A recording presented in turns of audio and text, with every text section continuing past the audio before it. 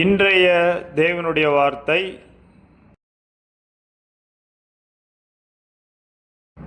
என்னில் நிலைத்திராவிட்டால் கனி கொடுக்க மாட்டீர்கள். வாங்கள் விசுவாசத்துடன் கேட்போம்.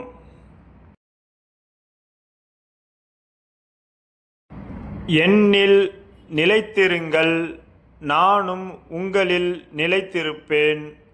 கொடியானது திராட்சை செடியில் நிலைத்திராவிட்டால் அது தானாய் கனி கொடுக்க மாட்டாதது போல, நீங்களும் என்னில் நிலைத்திராவிட்டால் கனி கொடுக்க மாட்டீர்கள். யோவான் 15:4. நீங்களும் நானும் தேவனோடு நிலைத்திராவிட்டால் கனி கொடுக்க மாட்டோம் என்று தேவனுடைய வார்த்தை சொல்கிறது.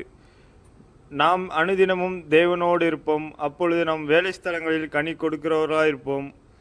நாம் தொழில் செய்கிற இடத்தில் கனி கொடுக்கிறவர்களாக இருப்போம். விசுவாசிங்கள், தேவன் அப்படியே செய்வாராக. கணவன் மனைவிக்குள் அநேக பிரச்சனைகள் வந்தாலும் அவர்கள் தேவனோடு இருந்தால் நிச்சயமாகவே அவர்கள் கனி கொடுக்கிறவர்களாக இருப்பார்கள். விசுவாசிங்கள். Thank you friends. God bless you.